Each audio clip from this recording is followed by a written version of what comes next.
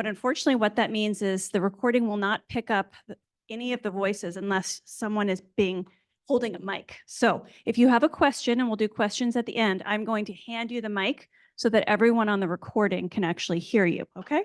That's just one thing. And if you could silence your phones, if you don't mind, everyone knows where the restrooms are. Please help yourself to get up and down for more food if you'd like.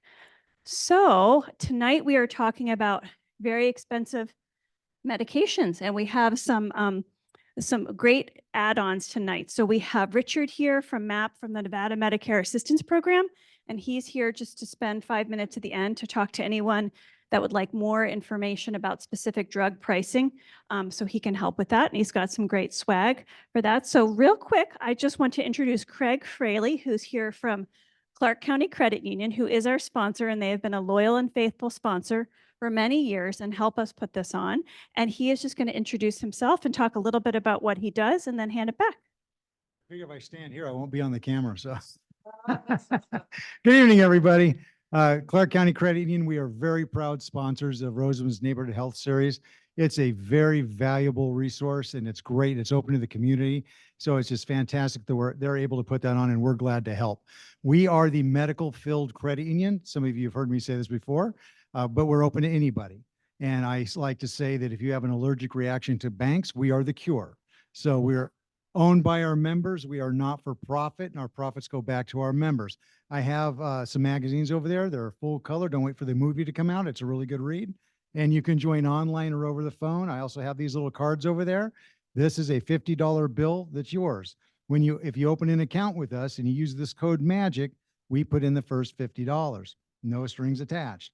So that's just, if you go online or over the phone, they'll ask you for the referral code, and that's all you have to do. So enjoy your presentation tonight. Have a nice evening. This weather is perfect. So you guys have a great evening. Thank you. Thank you. All right. Okay, wonderful.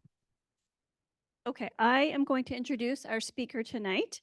Dr. Mandal is a Fulbright Scholar, Specialist, and Professor at Rosamond University of Health Sciences College of Pharmacy. In fact, one of his students is here today. She's a P2 pharmacy student. Where is she? There she is. Okay, great. Yes, thank you for being here. He received his PhD in science from the Javadpur University in India and did postdoctoral research at the University of Chicago and University of Michigan. He held research faculty positions at the University of Michigan College of Pharmacy and Virginia Tech's College of Veterinary Medicine. He was engaged in cutting-edge vaccine research and cancer immunotherapy at the University of Michigan and biodefense research at Virginia Tech. He's an adjunct faculty at the JSS AHER Mysuru and BITS Pilani Goa campus in India. Dr. Mandal's expertise is in immunology teaching and research, and he has developed an elective course on COVID-19. He is also a recipient of the Fulbright U.S. Scholar Program in Egypt, All Disciplines Award Binational for the academic year 23-24 for a teaching grant for the fall term at Helwan University, Faculty of Medicine and Pharmacy in Cairo, which just wrapped up from October 2023 to January 2024. So he's just back from that. He had also previously been awarded a Fulbright Specialist appointment by the U.S. Department of State's Bureau of Education and Cultural Affairs and World Learning in 2019. In 2021, Fulbright Foreign Scholarship Board awarded the scholarship grant to teach a course on molecular immunology to the master's students at the Birla Institute of Technology and Science in the Pilani Goa campus in September 2022. He has many other wonderful credentials and accomplishments, but I will not read them all to you. Please join me in welcoming Dr. Mandal. Thank you very much. Thank you. Thank you, Vanessa, and thanks to everyone for coming in. I'm audible. Everyone can hear me well? All right. Again, thanks for the Clark County's sponsorship, and thank you. And thanks, Vanessa. And overall, I'm really grateful for everything I have done so far, being a faculty at Rosamond University. Without Rosamond's support, I could not have achieved that, and I'm grateful for that support. Always, I enjoyed that. So today's talk, a disclaimer. I'm not a pharmacist. I'm not a physician. I'm a PhD scientist trained in the areas of immunology, but I do teach health science courses to the students at College of Pharmacy, College of upcoming College of Medicine and with other universities, College of Medicine, such as I'm an adjunct faculty at Toro DO program. Also, I do teach at College of Dental Medicine at Roseman University and other places. So what I'm trying to say here is that although I am not a physician or a clinician, here we go. I deal with the medication, I teach medication to the students at 3 different branches of practice of medicine. Also, I discuss regarding the drugs, biologicals, generics, brand names, biosimilars. Through those discussions and through our personal life experience, what I and almost all of us present here and across US, what we experience these days and experienced for decades is that why the drug prices are so high in the United States. Again, don't ask me at the end of the seminar 2 detailed questions about a specific drug. For that, we have a specialist here. But let's delve into understanding, common understanding from the standpoint of a common citizen, individual. Why do we pay such high costs to have treatment in the United States? So following our Roseman's model, 6-point mastery learning model, we always begin with the learning objectives, even when I go to teach my courses in my classroom, right? All right.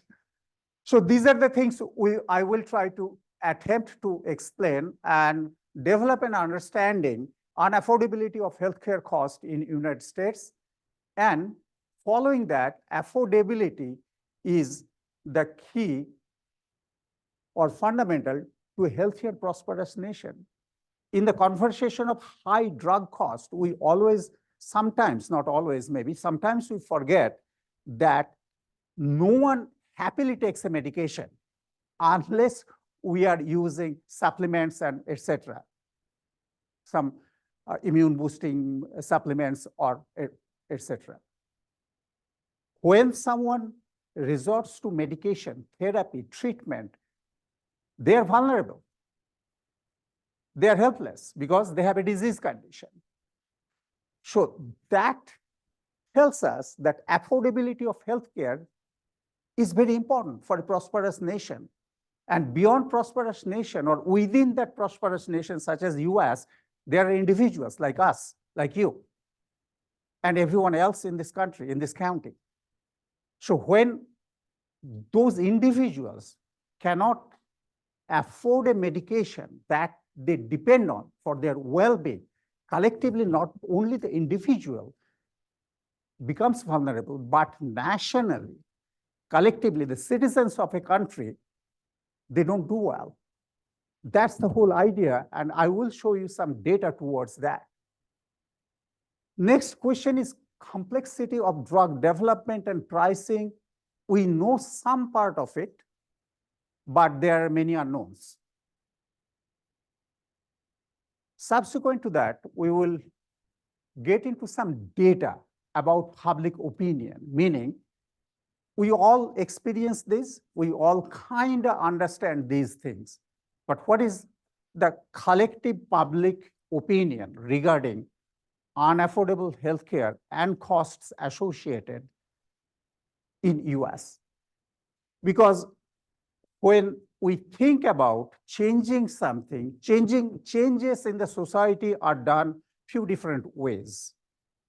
One sure way in a civil society, in a democratic form of government and society and country, is that changes through public opinion that somehow enforces or influences the policymakers, and through legislation, we can make a change.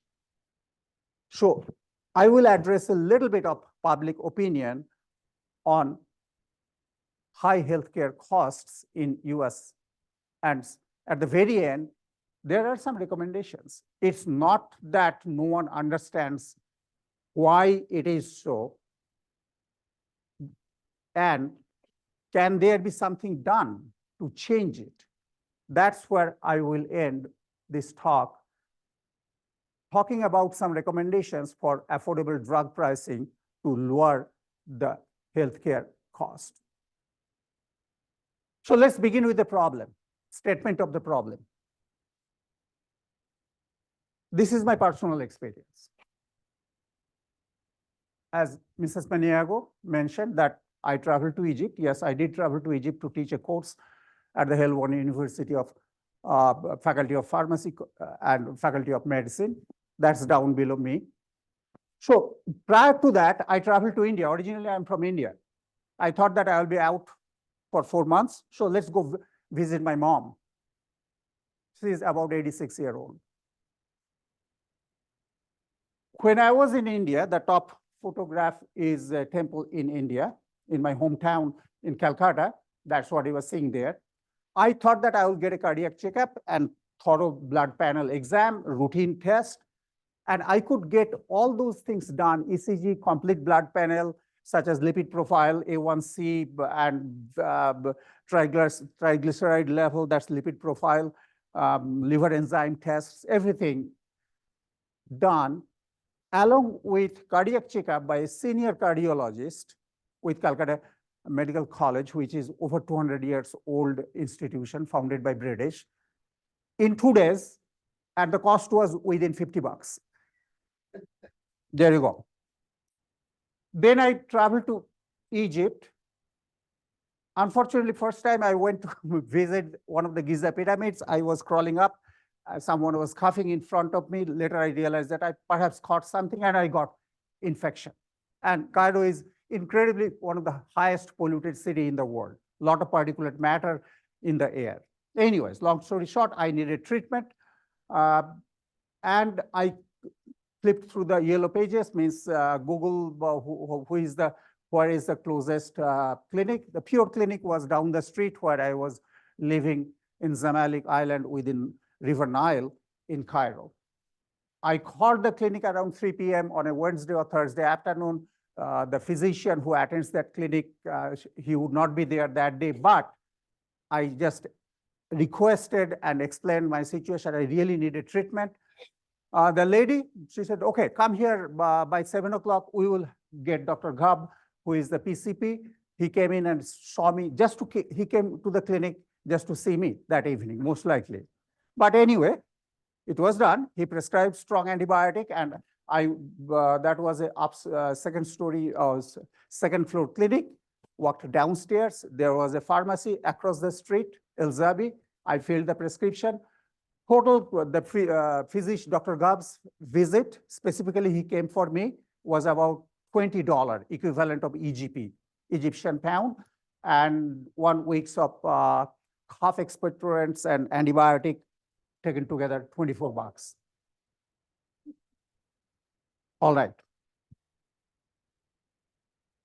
No insurance, no co-pays. I paid out of my pocket.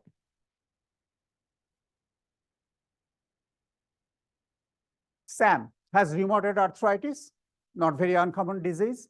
Annual income 55,000, median income for a family of 4, middle class. Lives with wife, 2 dependents, contribution. These are the numbers: $400 premium, deductible $3,500, co-insurance 20%, out of pocket maximum $7,000, not out of the line, pretty standard. Numbers can be here and there different. But since Sam got rheumatoid arthritis, which is a debilitating disease, autoimmune disease that impacts the joints, the newer drugs are biological, such as Humira, that's TNF-alpha targeting monoclonal antibody drug. That's a very costly drug. All right.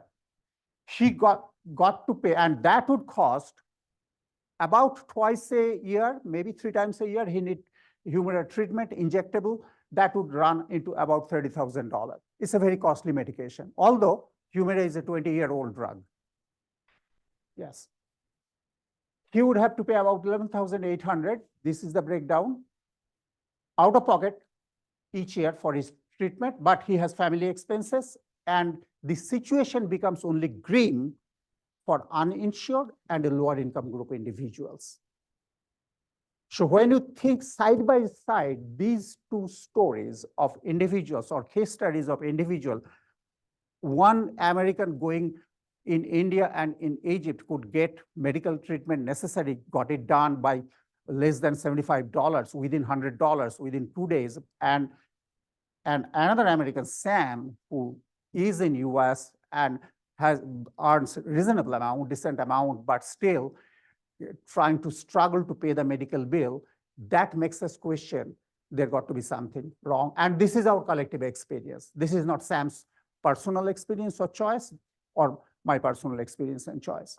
Why, another point I will add to this discussion and conversation, why I got a cardiac checkup in Calcutta when I was home visiting my mom, because I know to get that thing done in Henderson, that's where I live, perhaps I would spend 3 to 6 months and going through hoops, referrals, this, that, many things. That's why I thought that, okay, I am home, I know some of the physicians, I can get a referral and get it done in 2 days.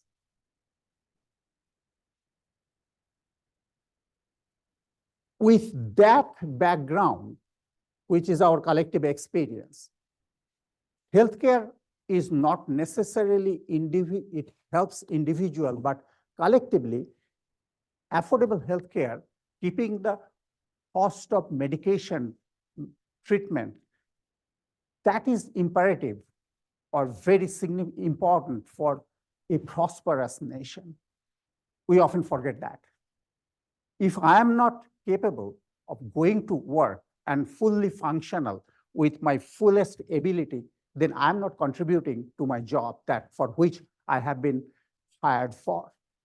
And when that happens many times in a society collectively, it impacts national GDP, it impacts national prosperity.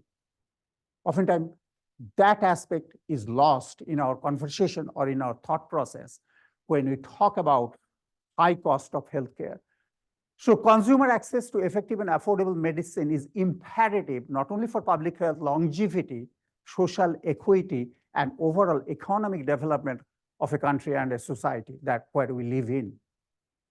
That's where it perhaps matters more collectively beyond individual difficulties and experiences. And there are many data, not some, there are many data that shows that improved health raises the per person income in a family.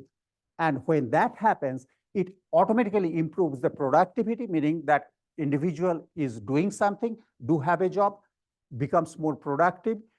Overall, the education level of that family or that society goes up. There will be increase in investment and access to natural resources, and there will be change in demographics. And ultimately taken together, better health increases life expectancy and gross domestic product and personal income at a personal family level. All these things require access to healthcare and pharmaceuticals, means simple language, drugs, and drugs that are affordable, we can afford to pay for. On the right-hand side, there are 2 pie charts. Without going into the detail, if you look at the A versus B, you can follow that low-income people, that pink or this colored group there, in 1990, it was very large, about 3.1 billion overall throughout the world. But moving forward in 2011, that low-income group has been shrunk significantly, whereas lower middle income group, which was this, that has increased to this. And subsequently also upper middle income population has been increased to 2.5 billion. So that's the real impact of proper health, affordability of health and healthcare system in overall wide population in the world. There are links between health and gross domestic product per person.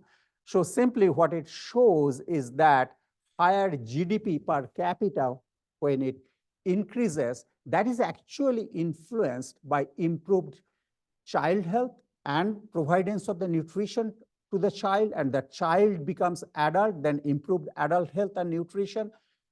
Ultimately, it increases access to natural resources and improves the global economy, and that leads to the better investment, capital acquisition, and ultimately, we end up having higher GDP per capita.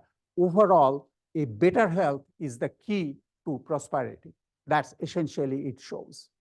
But it is very intertwined. I would not go detail, but take-home message is that health is more than curing my illness. It has a greater impact in our society, in our country, than curing my illness, than making me feel better.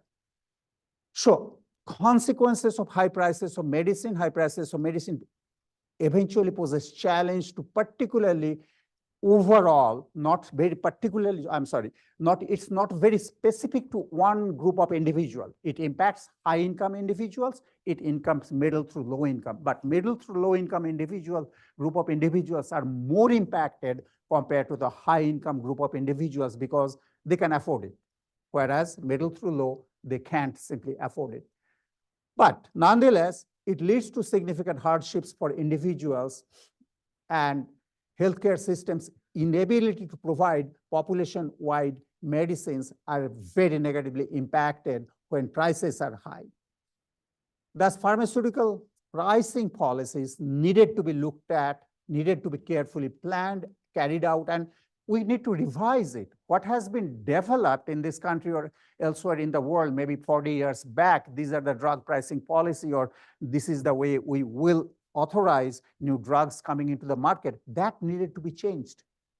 Because as the complexity of disease processes that we understand today, they are changing, thus our development of medicine and medicines coming to the market from the researcher, manufacturer to the end user, that also are changing. We got to change our thought process, change the policy. Therefore, strong, well-thought policies, well-informed decisions can perhaps lead to affordable and accessible healthcare. And all these ideas and theories not anytime better understood other than COVID-19 pandemic era. Actually, yesterday was the pandemic shutdown date, 3 years back, 4 years back, March 20th. So we not only came out of COVID, the first pandemic in our lifetime, also we learned quite a bit through our pandemic of our lifetime. And disparity in health, unaffordable healthcare, and various inequity in healthcare and health system, caring system, became really unearthed, laid bare in front of our eyes during pandemic, COVID-19 pandemic. So that's the data. We all kind of know it. What's the reason for that? This is where things gets complicated. And perhaps I'm not the best person to explain the reason or rationale for high drug prices and complexity to you. Perhaps you can do it better than me. If you have taken that Medicare course or MTM management, all those courses, but you will be learning. And here, if there is other practitioners of medicine, they perhaps knows it better. But I will point it out, the fundamental problem that overall understood nationwide over decades, that led to the question why prescription drug prices are so high in United States. And yes, US pays the highest prices for drugs in the world, and we put more of our healthcare costs toward prescription drugs compared to any other country. I have shown you some data at the very beginning, and that is a fact. There are many rationales or reasons. Like, unlike many other Western or developed country, United States does not regulate or negotiate the price of a new drug based on the value it provides. The value proposition is different than price. The value of a medicine is not what the sticker price is. Value of a medicine is how effective it is to bring a cure on that line, on that consideration. Drugs are not priced in US based on its value, rather how much it took a pharmaceutical company to develop the drug and bring it to the market. It's based on that. Independent research shows the US prices for drugs produce billions of dollars more in revenue than it is necessary to cover the R&D, research and development costs. That's the first hit. The whole drug industry, yeah, they should make profits because it's a commercial entity. Pfizer, GlaxoSmithKline, Beecham, and many other drug companies, Sanofi's, they're commercial companies. They should make profit. But should the profit come before the patient's care and healthcare and affordability? That question remains unanswered. New drugs with a higher price tag are usually used to offset the existing drugs that were developed by the same company or group of companies that costs them billions of dollars. They still try to recoup those costs by bringing a new drug that will become another billion-dollar drug. And we teach our students top 200 drugs, right? The top 200 drugs defines these drugs that makes more than $1 billion revenue per year. That's the definition of top 200 drugs. We teach those things to our students. It's not unknown. Also, there are many other allied factors. There ain't a single payer system or negotiating bodies in US. It's a complex system. Government regulation, almost complete lack of it. Lack of comparative research looking into the drug pricing. Unless we learn, we cannot change or we cannot do something new. How do we learn? We learn through research. That research is not done properly or not adequately in US. But many of these ideas are not new today. We have these ideas with us for years now. Therefore, it's easier said than done. Because not only drug development and approval process is lengthy and super complex and very costly system, the real price for a priceless good, which is a medication that saves someone's life, how do you put a price on that? That has not been understood well, and that has not been developed well, the value-based drug pricing system. So unless we define the value of a drug and what a fair price should be, it is very difficult to bring the drug costs down because drugs are considered as a commercial entity, commodities, like anything else that we go out in the grocery or in the supermarket to buy for our daily life. But drugs should not be compared, put at par in terms of their pricing structure. That's essentially the fundamental idea. And there are lots of data because drug development process, that down below the diagram shows the whole process, typical life timeline of drug discovery and development. Usually it's 10, 15 years if it works. Majority of the time, unfortunately, it does not work. And these are the step-by-step pre-discovery, then in the lab work, research lab work, then preclinical, clinical trial, FDA review, scale up for manufacturing, then post-marketing surveillance, meaning after the drug has been released into the market, FDA and regulatory agencies would get the data feedback, how it is working, what are the positives and negatives, what are the side effects, do we need to look into something? We means the human race, collectively were super lucky in the context of COVID-19 vaccine development because it was done in 2 years, 2 to 3 years. Never in the history of mankind, vaccine is a drug. A drug has been developed successfully in 2 to 3 years. We have been lucky, but oftentimes we do not put a value towards that. Through social myths and disinformation, we lacked in our appreciation what scientists and clinicians did to develop COVID-19 vaccines in about 2.5 years to 3 years. We were super lucky as a human race. It has never been done. Usually a vaccine takes minimum 15, 20 years if it works.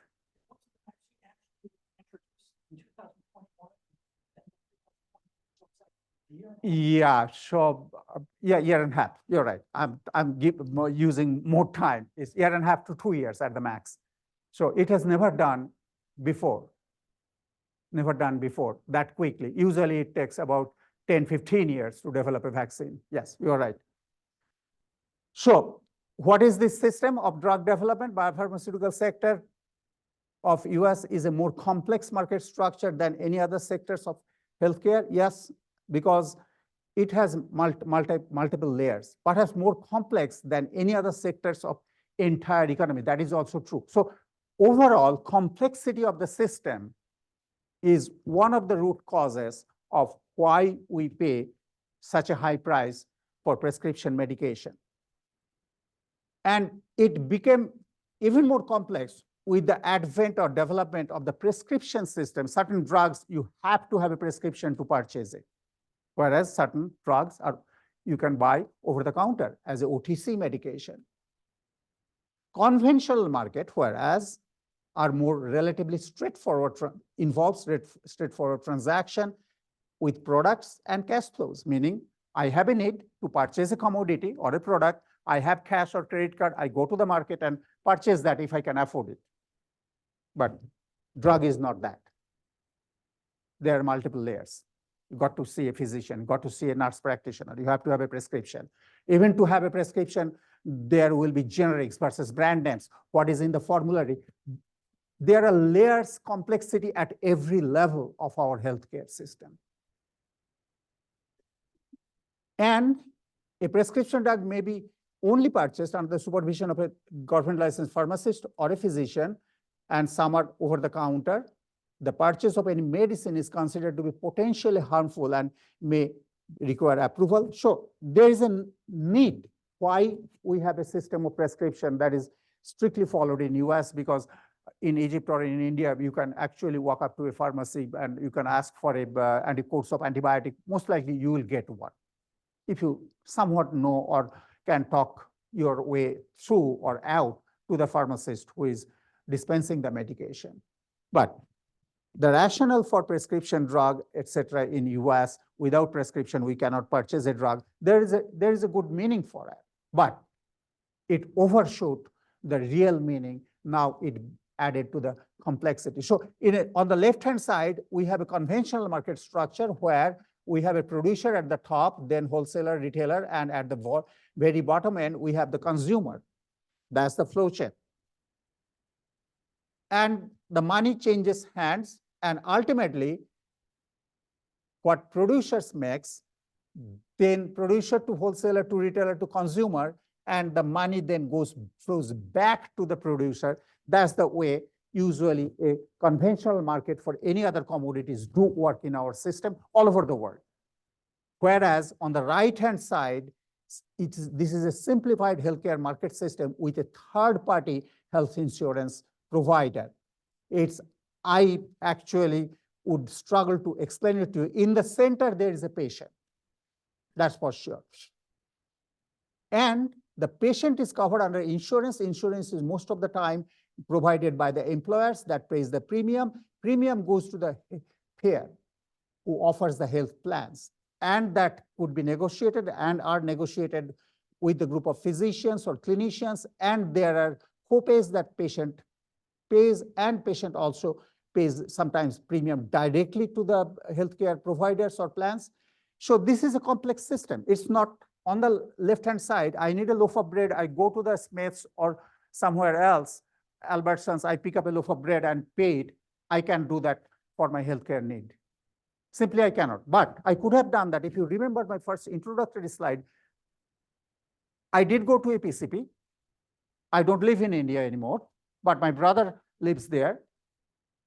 He knows people. He was in the health, drug marketing, that industry. So he knows physician. He called a PCP in the local neighborhood, and I went to the PCP's office, and he kind of examined me, checked me with my lab reports, and labs I got done with a self-referral 24 hours back. Then he called the cardiologist, and I could get checked by the cardiologist by the same evening. So somewhat buying a loaf of bread, that type of direct purchase, access to healthcare exists outside US, but not in US. We have made it tremendously complex. There are value for it, but perhaps that value proposition got lost in the labyrinth of this structural aspect. Then enter pharmacy benefits manager. This is a concept that I will take some time to explain and discuss. And again, I am not the best person to describe the concept of pharmacy benefit manager.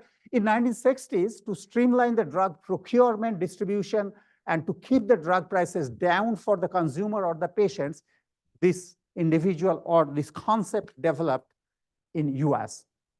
Pharmacy benefits manager, benefit manager, or PBM in short. They were entrusted with 5 key functions: formulary design, utilization management, price negotiation, pharmacy network formation, and of late mail order pharmacy of the medicines and formularies. But eventually, what we find, these PBMs lack of competition, meaning they monopolized the drug distribution system, formulary management, and also there is a tremendous lack of transparency and lack of competition. There are only 3 largest PBMs: Caremark, CVS, Express Scripts, Cigna, and Optum Rx, United Health Group. They pretty much control the whole drug chain in US for the consumers, for the patient population. And how they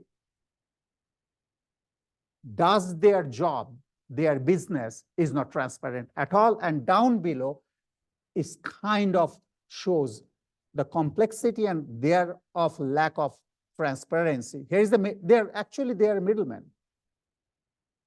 They are not the physicians. They are not the patients. They are not the drug developer or manufacturers. They are not the regulators like FDAs. Yet they do control the whole flow of drugs and control the drug pricing. Not only that, what will be available and what will not be available. For example, a personal experience. We needed to fill out a prescription for our daughter, clindamycin, antibiotic containing benzoyl peroxidase. Very simple thing. We could not get it filled. Why? To fill it, our insurance had to pay $850 for 1 month or 3 months supply. I'm forgetting at this point. They did not want to do that. I had the option to pay $850 for a month or 3 months supply of that medication, small amounts of antibiotic and benzoyl peroxidase to treat the acne of my adolescent daughter. I could not afford it here in US. Sorry. Some other time. But if I were in India, Calcutta, I could afford the same medication for 3 months, perhaps less than $100. Because there was not a formula PBM in India. Why that was not in the formulary? Because of PBM. Apparently, this is a drug that is not used in large bulk quantities or amounts. Therefore, its prices got to be very high. That's the rationale. Simplified, here's another view of pharmaceutical product marketing that includes health insurance, pharmacy benefits manager, another visual. Essentially, it's showing at the top manufacturer, meaning Pfizer or other pharmaceutical companies. Then with the approval of the FDA type of agencies, regulatory bodies, the manufactured drugs comes to the wholesaler, to retailer. Then clinician writes the prescription and patient goes out to fill the prescription. Then becomes the complexity of this situation. You need a specific health plan so that you can go to see this physician. And to have a specific health plan, you got to have an insurance plan. Usually your employer, and employer negotiates the premium with, if your employees are using excess amounts of medication, surgeries, and care, then your insurance goes up. Thus, the premiums for the employees goes up. It's a common experience. Yet, one buys the health insurance to stay healthy, to get a treatment. But when we want to go ahead to use that, then our cost goes up next year collectively, not individually.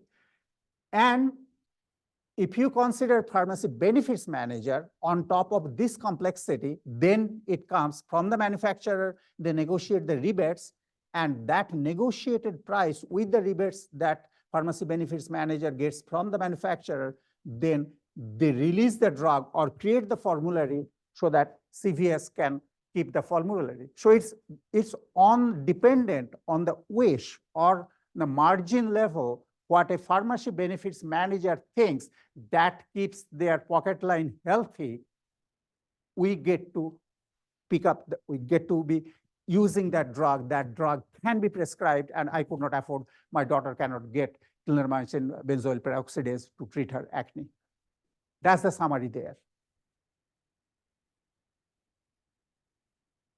Bargaining power and formulary management, unless I'm not an economist. But in a free market situation, unless one is willing to walk away from any purchase, negotiated purchase scenario, you do not get a best price. Think about when you go out to buy cars. You shop around for the same car through several dealerships. Whoever gives you the best price, you go shop with them. You also look into, do I get the best finance from you? Do I get the best after purchase service, 3-year free oil change? So why we could bargain in those instances, although we are purchasing minimum $30,000, $40,000, $50,000 cars these days, because we have the ability to walk away. That ain't the situation in formulary management. We don't have the ability. We can't do anything. Whatever is thrown at us, given at us, that's we have here, and we have to be within that. Buyers often appear to be in a weak position because of that reason, and products are protected from competition through patents. That's another way to look at it. Drug companies are like many other goods, they hold patent on a drug, although that is a life-saving drug, yet patent regime gives them 20 years of protection. Unless the 20 years is passed, a new competitor, another company cannot come up with the same formulation, but there are some fighting over it and relaxation over it. Thus, we have the generics and biosimilars. But still, the patent regime controls not only the intellectual property, but they control which formulation will be available at a competitive price for the patients in the market.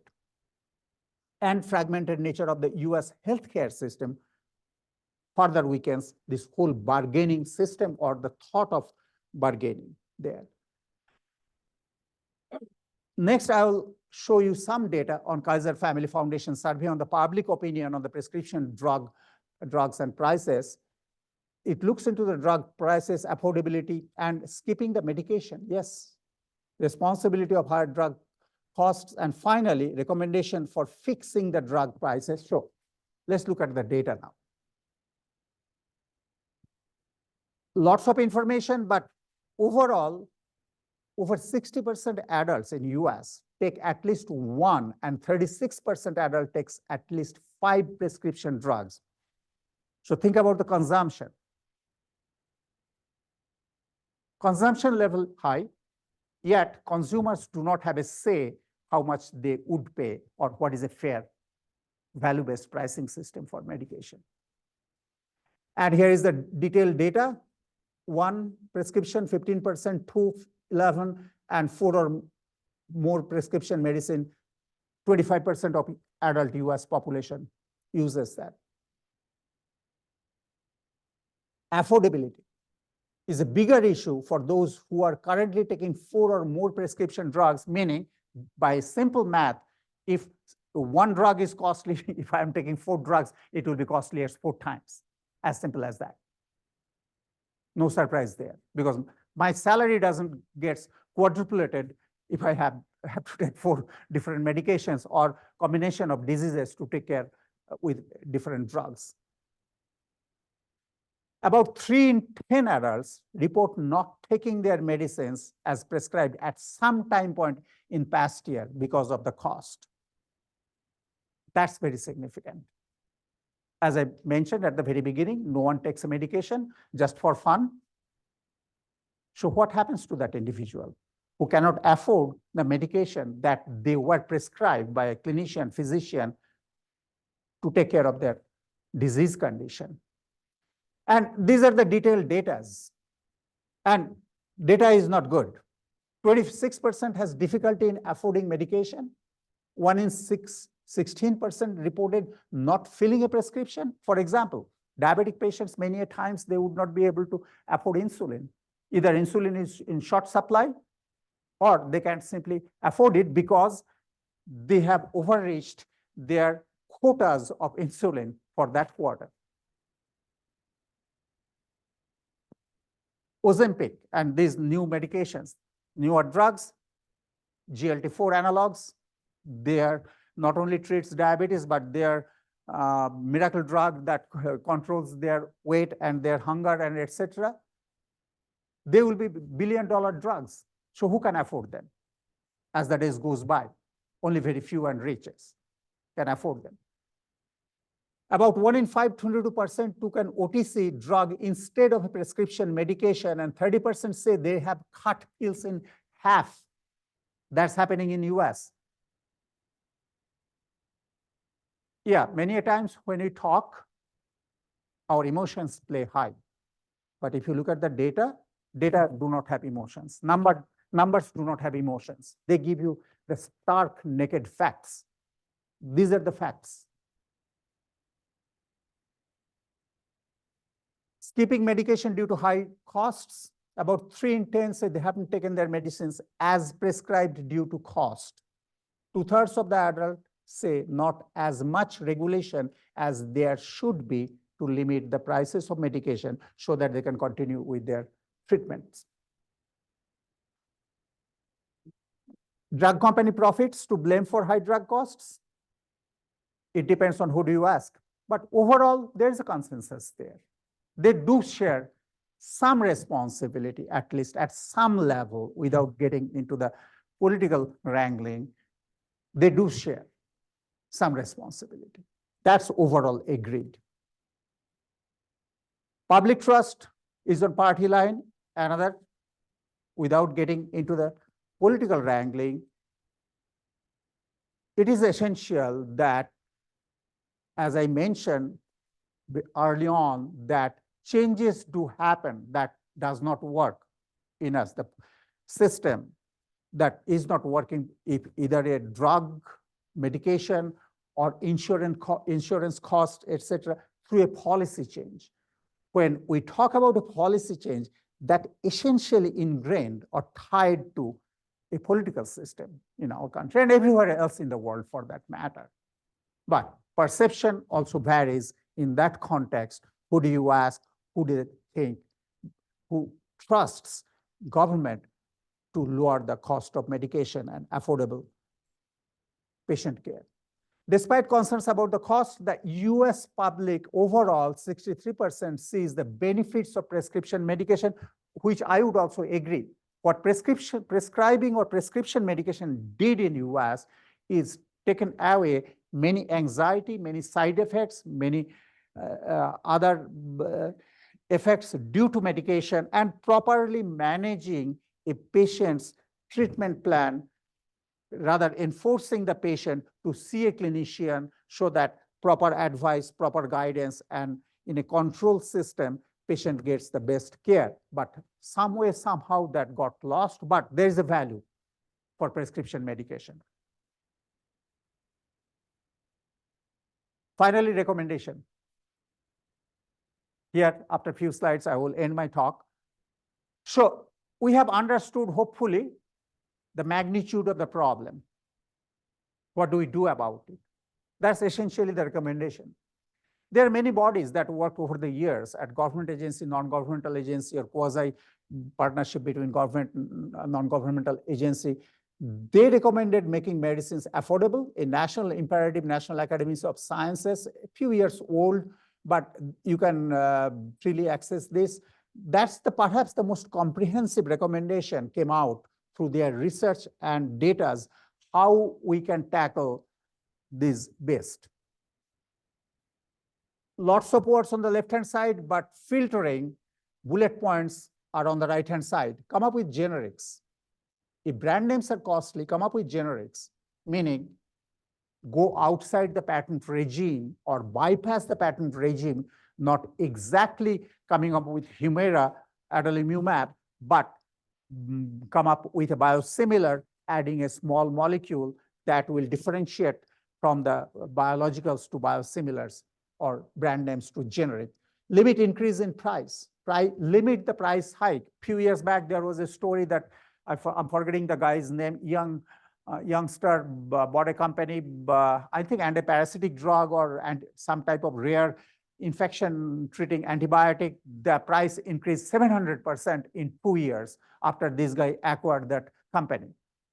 There has been antitrust lawsuit and he has been brought down, et cetera, et cetera. But the rate of increase in medication actually exceeded our rate of increase in our earning ability, and limit the out-of-pocket costs, negotiate the drug price, and import. And we do import drugs, yet the price that we pay to import drugs doesn't justify the price we pay when we go to purchase that medication.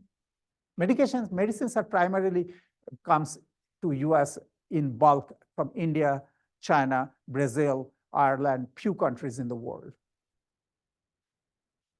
Tax drug companies for their profit, lower Medicare drug costs, and tax breaks for some companies that are so-called involved in life-saving treatments and drugs. Medicare plan restrictions on usage of certain drugs, meaning expanding formulary, et cetera. Affordable, how can we make affordable a national imperative? Effective and affordable medicines imperative for public health that we have examined at the very beginning. It brings social equity and economic development overall. And if we bring the drugs prices down affordable level, it serves not only the country population, and it also serves the biopharmaceutical sector today, meaning more, perhaps it will trigger more innovation, more new approaches to develop drugs to bring the costs down. The vital need to broaden the current understanding of the biopharmaceutical supply chain. That's very important. How from a manufacturer, it comes to the consumer level. That's the supply chain.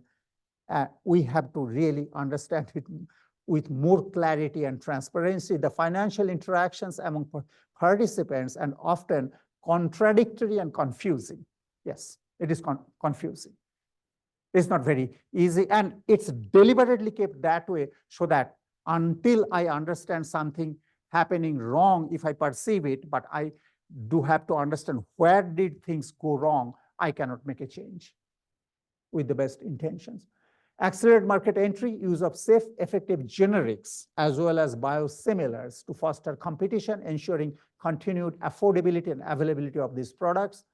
Deter manufacturers from paying products for delayed entry. That's another. Many a times, drug manufacturers will rather pay or buy out another company's intellectual properties or their research products so that the other company cannot and does not bring the similar type of product into the market. That's the tactics employed by many big fish or big pharmaceutical companies. As unethical it sounds, it's a regular practice. All pharmaceutical companies, they have a large division of intellectual property protecting lawyers with them. Expand enforcement of policies to prevent mergers and acquisition. That's the other way to. If you are developing a drug, I buy you out, it becomes mine. So instead of two manufacturers, two entities, there is a single entity that are manufacturing that drug. Reduce evergreening, meaning existing drugs coming up with a new IP protection, extending its protecting protection regime that's called evergreening, and reciprocal drug approval arrangements for generics and biosimilars that might reduce the barriers and promote expeditious, means faster market entry for generics and biosimilars.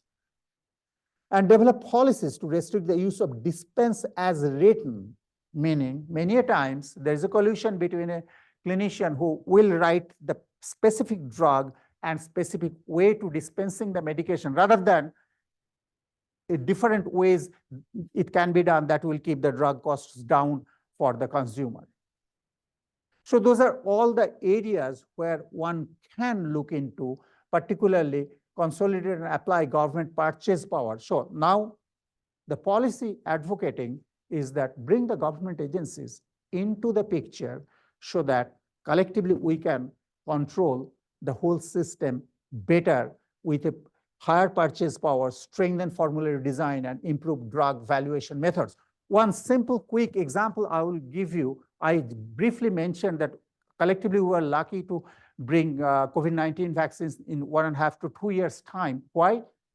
The total price tag for COVID-19, the data came out I think last week by US Treasury, is that $4.4 billion US government spent to COVID-19 related expenses. 4.4 billion.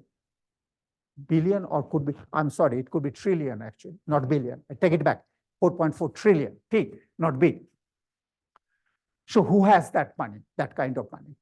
Only government agency has.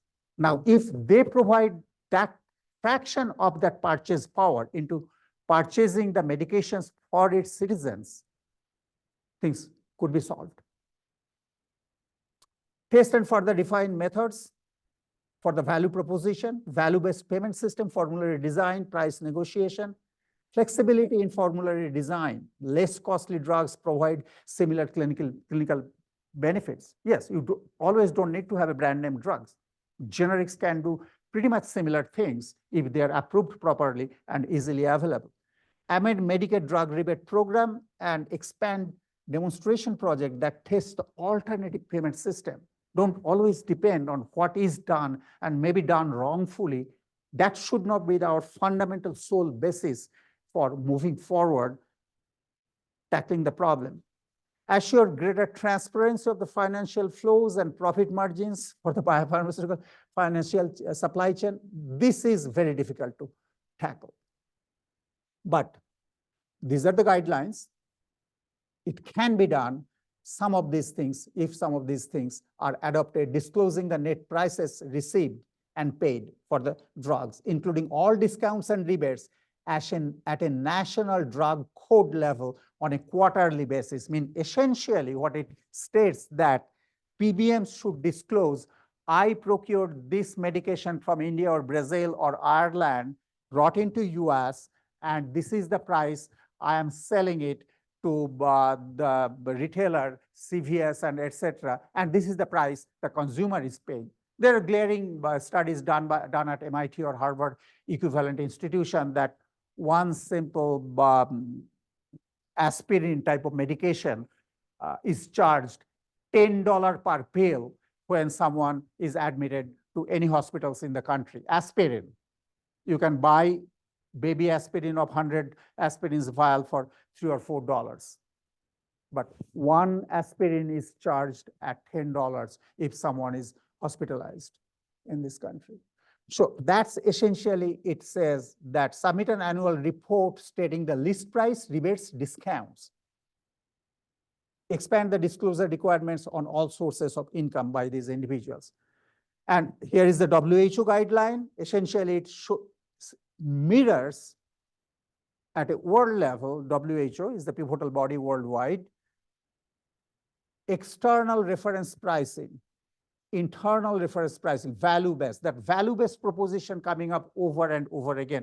Until we start value-based drug pricing, perhaps it won't happen to bring the prices down. Markup regulations, price transparency, tendering negotiation, promoting the use of quality assured generic and biosimilar medications. Pooled procurement. Don't have one manufacturer, one supplier, rather pool similar medications formulation from at least 3 or 4 different manufacturers. cost plus pricing and tax exemption or reductions for pharmaceutical products. And here is the summary. Thank you. Thank you, Clark County Credit Union, for sponsoring our events. We are ever grateful. Thank you very much for attending. And if you have any question, I will try to answer. Thank you.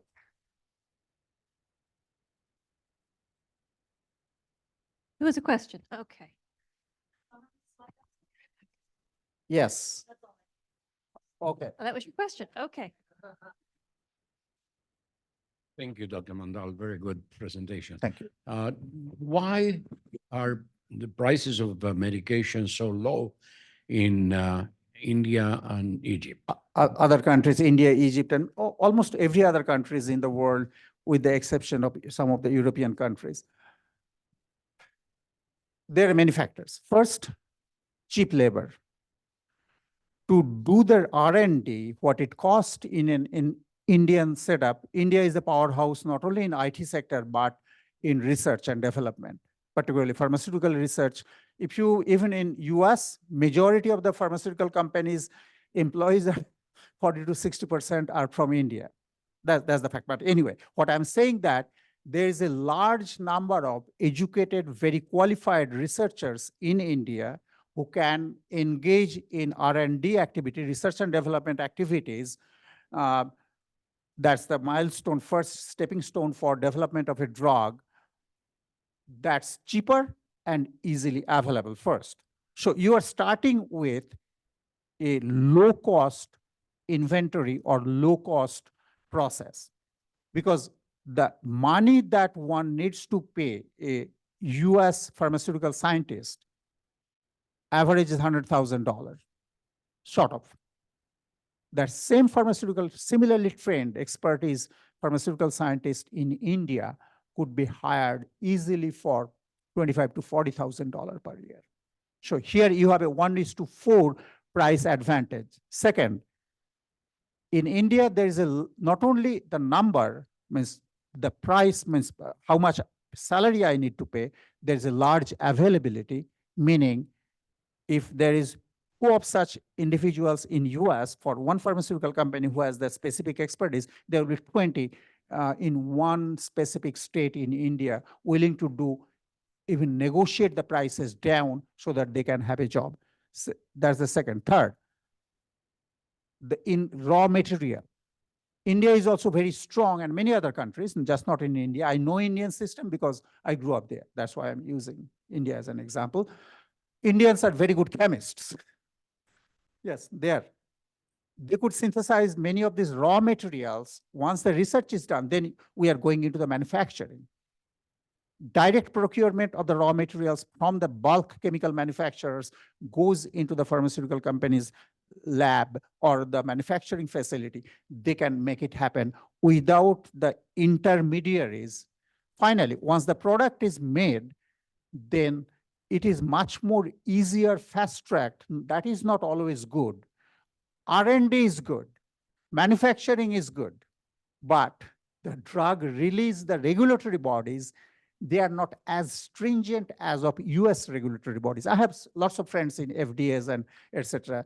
who are in the process, who are involved in approving various drugs, vaccines, COVID-19 vaccines, and etc. So I'm intimately aware the process of drug approval. That process is much more stringent, and the clinical trials that uses the largest amount of drug developmental costs, usually Indian government, Indian scientists, they don't. What they do actually is they take the research up to certain level, then most of the time they sell the research idea or the concept or the patent to a US company. US company conducts, or European companies conduct the clinical trials, and they will go back to India, China, or Brazil, or other populous countries in the world to keep the cost down, but they will hold the patent, and oftentimes they will give the patent to the Indian manufacturers.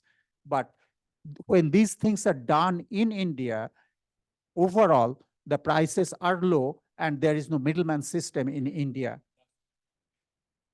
does government, does drug controller office controls the price of medication? Perhaps that is the most important conversation in this aspect. You are very right.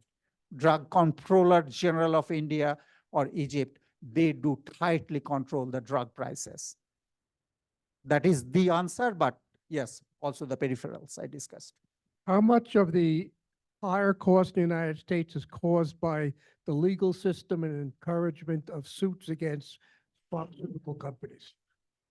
Disclaimer, as I began, very beginning I mentioned, I'm not the best person to answer that question, but I can only imagine it's a substantial, significant cost to that litigation areas, how I thought someone else is developing the same formulation, same target, same disease, treating drug or medication, shut down their efforts through litigation, through extension of my existing patent regime. I would imagine very significant, but unfortunately, I would not be able to give you a specific number there. But that definitely factors in very significantly, keeping the prices very up, not down. Not only prevention of the innovation, thwarting the innovation, controlling the pipeline, at the same time adding my own formulary that already been approved and available in the market, I have to recoup the cost. They are not philanthropists. They don't have to be, but these procedural maneuvering will increase the existing drug prices by various drug companies. Yes, it does impact significantly. The problem in this country is that the system favors high pricing. Yes, that's another thing, that there is a perception in many countries in the world, including in India, in the US, that if it costs more, then it got to be a good product. Walmart brands are not good products, but rather if I buy the same thing in Whole Food, definitely got to be really good thing. It's a perception, and there is also no competition. Yes. Okay. Doctor, I have several notes that I have Okay, jotted down. let me hear. Who determines the different tiers of the medications? Tier 1, tier 2, 3, 4, 5.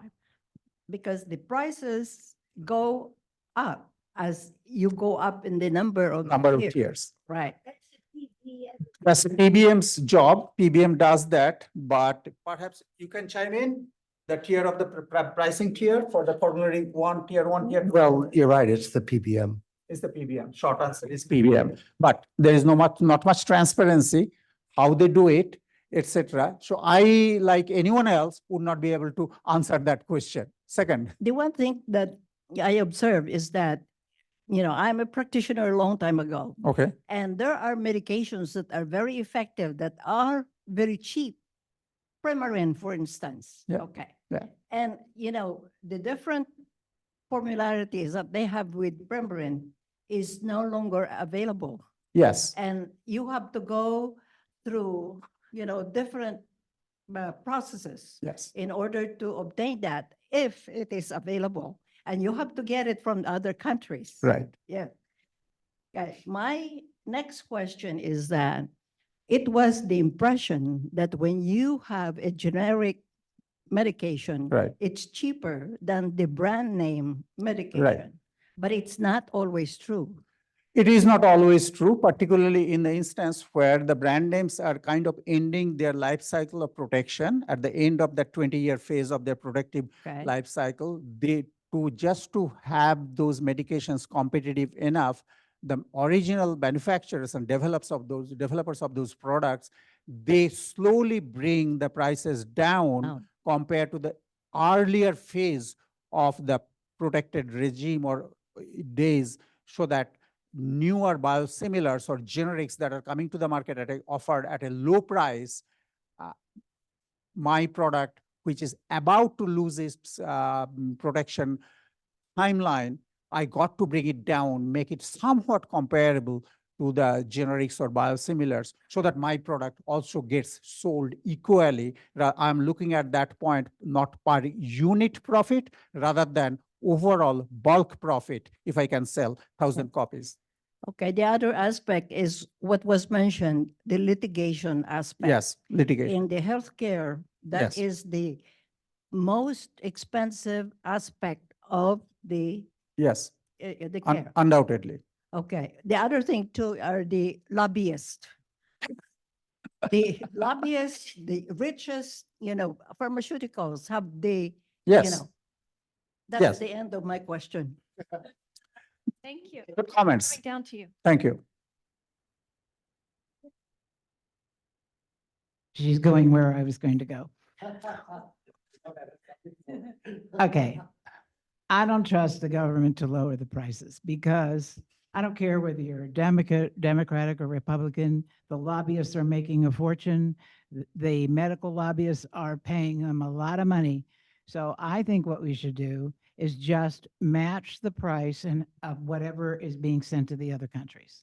So in other words, if you're charging India $15 for the price of whatever, Right. insulin, I'll Right. make up one, Right. then that's what we should be charging Americans. But who will bail the cat? Who will what? Who will bail the cat? We know that the cat needed to be put on with a bail, but who will do that? I don't understand. Meaning who will come up with that lower pricing and get the clutch of medication pricing out of the hands or control of the PBM? Who will do? Well, the question is, if I'm selling drugs for $15 to India, then I can't sell them to American for $50, right? In other words, whatever the price is what you have to set. I think she's saying make it law. Make it the law. Who it makes the law? Government. Yeah. So we cannot do policy changes without governmental intervention. That's, And that's the problem. They make yeah, all the that is money. the problem But there. I do want to say one thing to you though, Right. about the medical system. Our medical system is really good. And good. I had about a couple of years ago, I went to London and they have healthcare for everyone. Yeah. And I went to the emergency room. There was about 150 people there, and one doctor, one nurse. So you figure. Yeah, long They're wait. going to be there. All right? Yes, I had medical as an American. I went first. I got to go in. I didn't have to wait. So they bring you over blood pressure medical. They were doing my blood pressure. After the third machine, I started getting nervous. I said, "Is there a problem?" "Oh, don't worry. They're all broken. Don't worry about it." So then I said, "Okay." So then she examines me. They give me some medicine. That's the good thing. You go home with the medicine. right, The bad thing is when you run out, you have to go back to the doctor again. right, to the same Okay, system. so You're dependent that on the is same not a good system. thing. So I wasn't getting better, so I came back to the United States. I came to see my medical doctor in the Right. United States. I was completely misdiagnosed. Over there. Yes. Okay. So we have to be very careful. We don't want to Absolutely. limit our medical system here. It is the best. No, it is best. Emergency medicine in US is the best. What we need to improve on is preventative care, primary care of a person or a patient. Of course, emergency medicine is the best, undoubtedly the best, at least one of the best in the world. But every system, even a best system, can be improved. Well, that's a conversation for other day. Yes, please.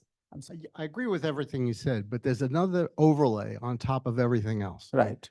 It used to be you Mhm. could get a prescription for a medication from your physician. Right. And if you were retired and you could shop around, the price differences are enormous for almost enormous. And so I'm retired. I can look at Yes. Single Care, GoodRx, Right, right. Optum. I can go to Walgreens and CVS, all of them. Yeah. There's different, even there's Costco is a every- good one, all over the place. all over the place. Okay, but the government has decided the doctor has to file the prescription digitally, electronically. To And someone. so if you have 3 different prescriptions, he'll send them to your, One. Yes. and all of a sudden you can't shop around. No, you cannot shop around. So unlike a car dealership where you can go this one, that, Right. the other one. We lost What- the what is ability the to sig- choose. So what is your suggestion? Can, Yes. you can still ask, even with under the current guidelines for prescription writing, we the consumers or the patients can still ask the physician, can I have a hard copy? You send it to your contracted CVS or somewhere, but I still like to have a hard copy. By law, they are required to give you a hard copy, and you will get a call from the pharmacy. Hey, your prescription is ready to be filled. I'm not perhaps filling it up. Let me look around or something. Is That's it- one way. Is the HIPAA laws prevent your prescription from being put in a universal database and then have published prices of everybody's drugs, and then you go to whoever has the lowest price for your prescription? Something like that available right now. It's called Good RX. Well, I use that. Yeah. And you type in your prescriptions and they will tell you all the pharmacies in your area. I do. And how much they cost. And thank God it's not run by the government. But to answer your question, HIPAA does not prevent that.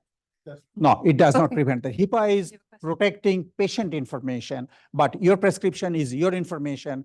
No one else should see it, but you are fully entitled under current law to get a copy of your prescription. Okay, we're going to take one more question and turn it over to Richard, so he has Sure, time, if that's please. okay. And if anyone has remaining questions afterwards, we're going to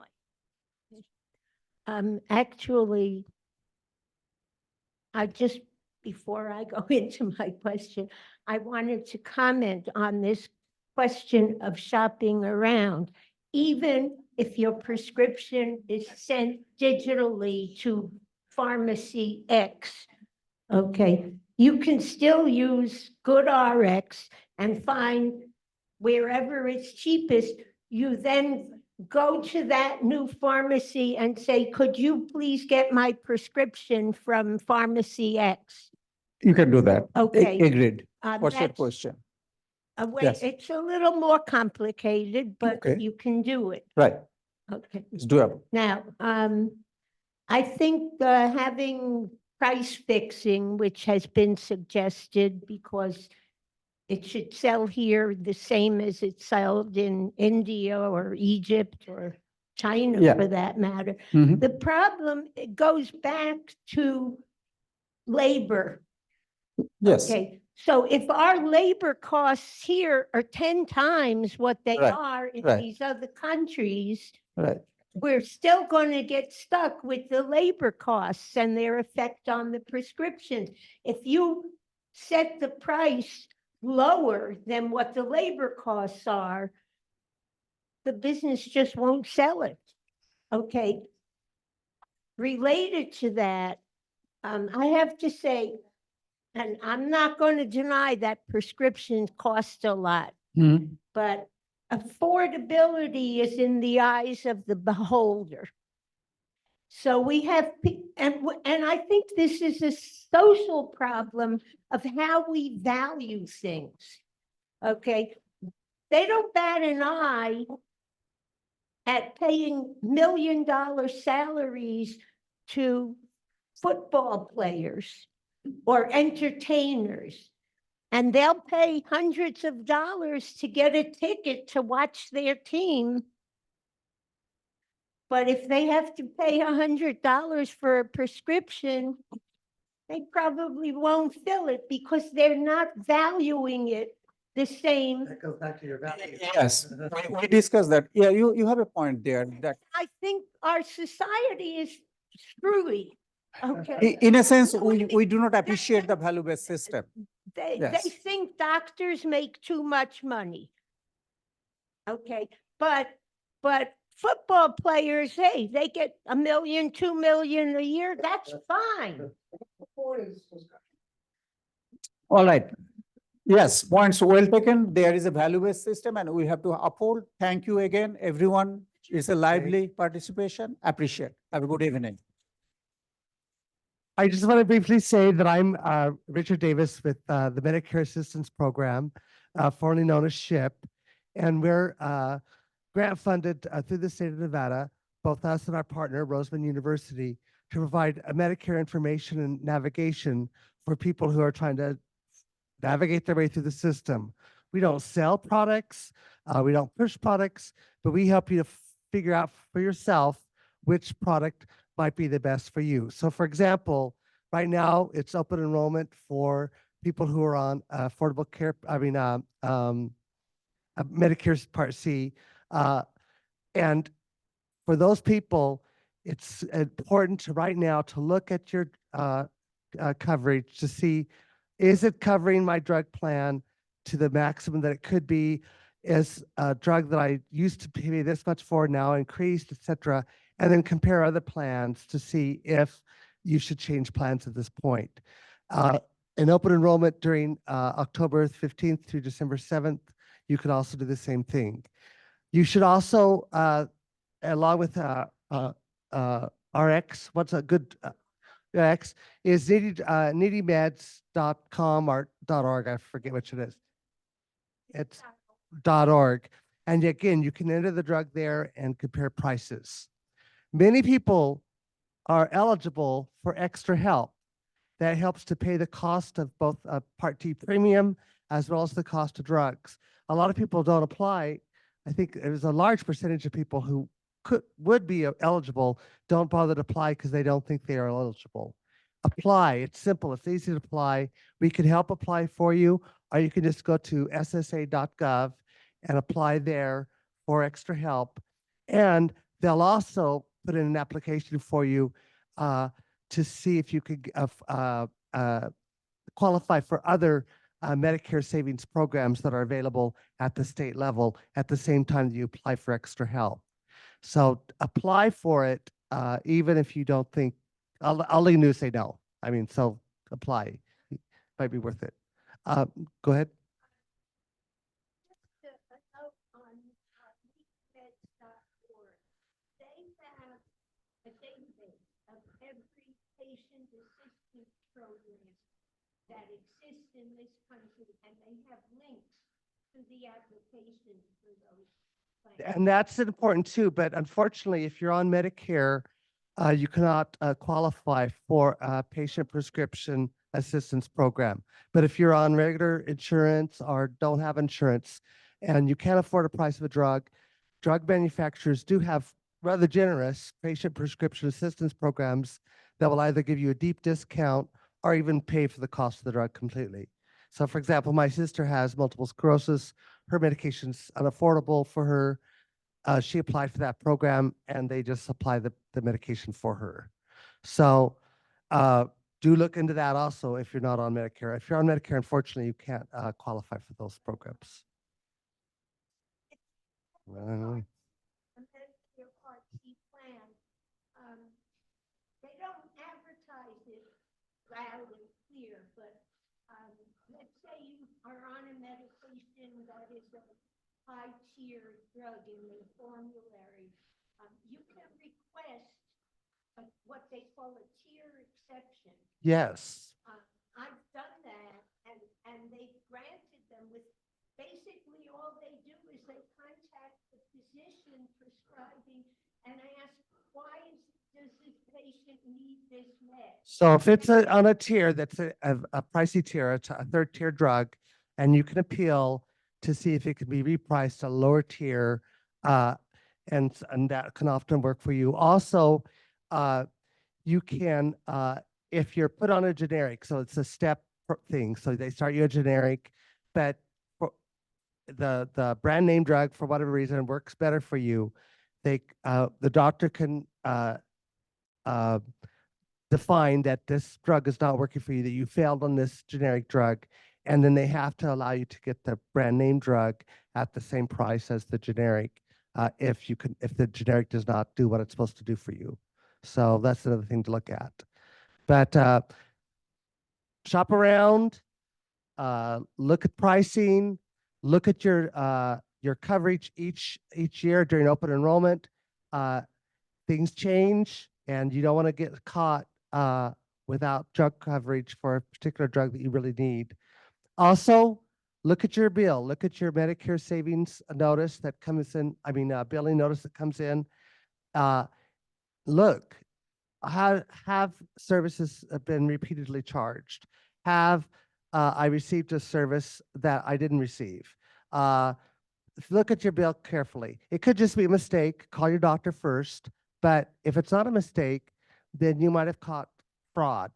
And you want to prevent fraud because, okay, you're not paid for it. It's paid for. It's covered by Medicare.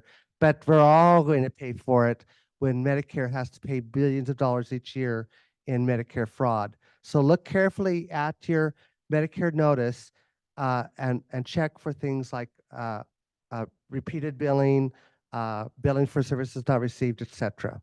Again, we and Roseman both provide these services. Just give us a call. We're there to help, to provide guidance for you and to look at your plans and say, okay, are my drugs being covered at the best cost? Is there another plan that's better for me? Things like that. All right. Thank you so much.